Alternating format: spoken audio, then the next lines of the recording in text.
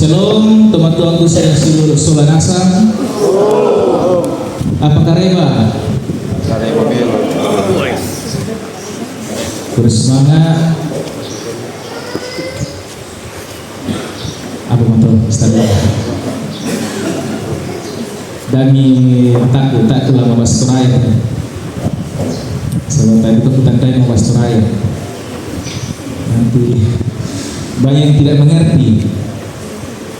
Nah, Bapak Ibu Saudara, dari bacaan kita diberikan tema percayalah, percayalah, mak patonganku, mak patonganku. Bapak Ibu Saudara, apakah membuat orang percaya kepada kita itu mudah atau susah? Susah ya? Pasti susah membuat orang percaya kepada kita. Kalau kita mau membuat orang percaya pada kita, biasanya orang mau menuntut apa dalam diri kita untuk supaya dia percaya?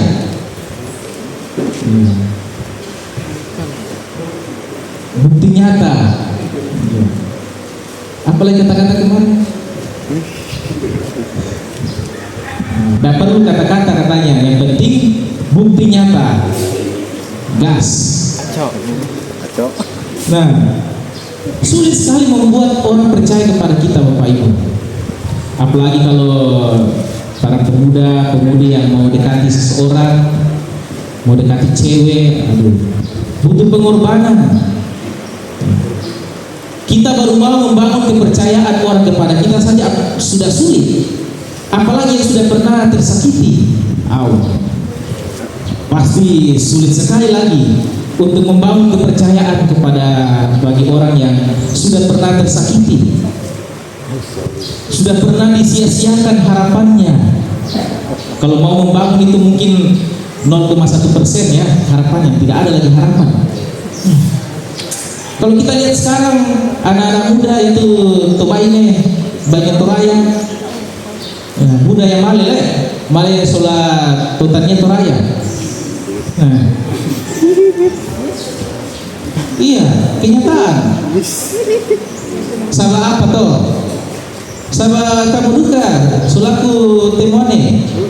Tapi bisa jaga tuh kepercayaan atau tobaine toraya. Nah, mali sholat tuh mali tania toraya. Yang betul. Apa pernah gua mama sholat papa tuh? Muraya anak mintuna tu temperaya, namanya kami sholat usega.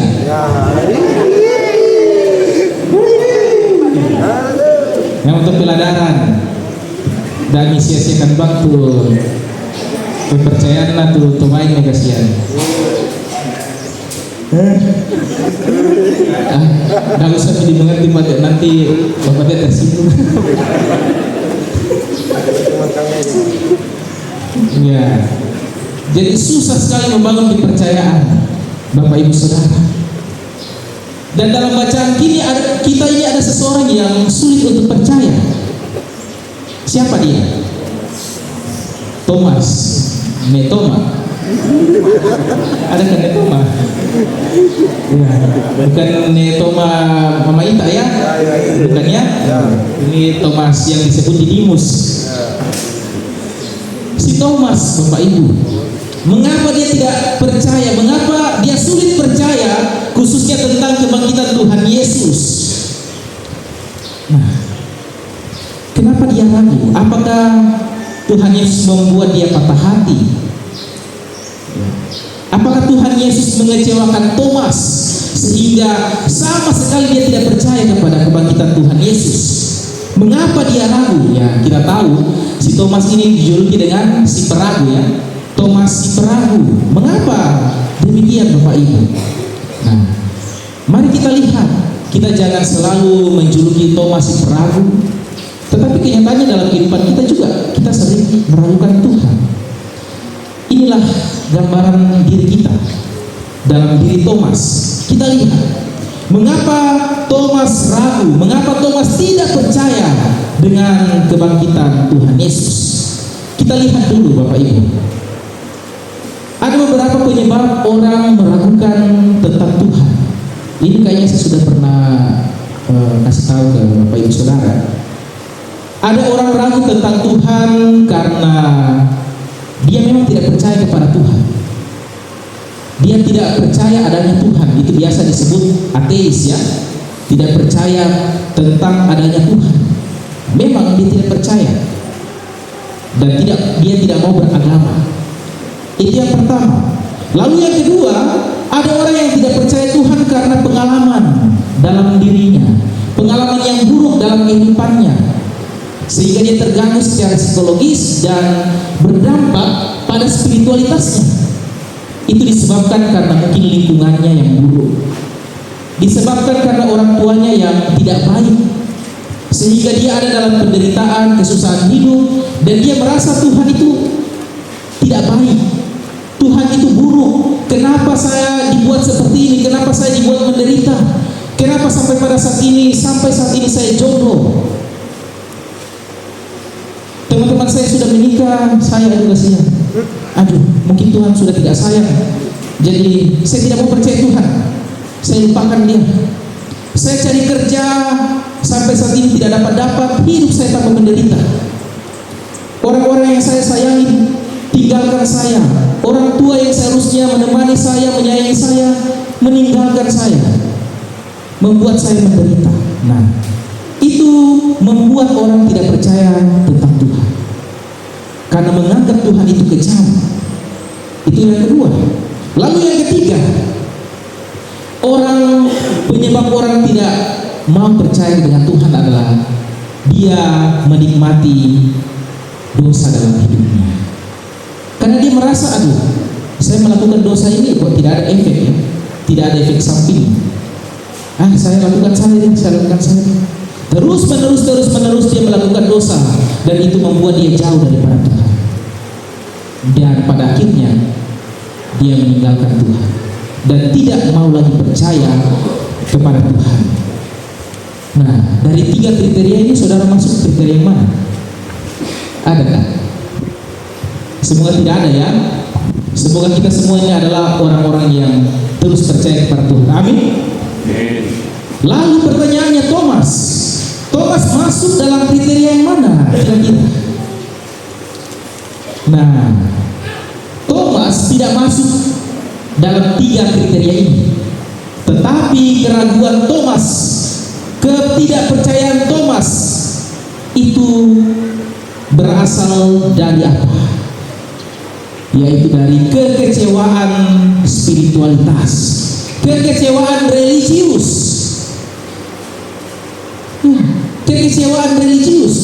kekecewaan spiritualitas. Karena apa Bapak Ibu? Mereka tidak percaya bahwa Yesus itu akan mati. Nah, mereka tidak percaya, para murid semua tidak percaya, terkhusus dalam bacaan kita Thomas. Tidak ada dalam pikiran Thomas bahwa Mesias, Yesus Kristus yang ia percaya adalah Tuhan, akan mati. Kenapa Mesias harus mati? Yang mereka percaya adalah Mesias itu adalah pahlawan. Yesus harus menjadi pahlawan perang bagi mereka. Bagi mereka, Yesus tidak boleh mati.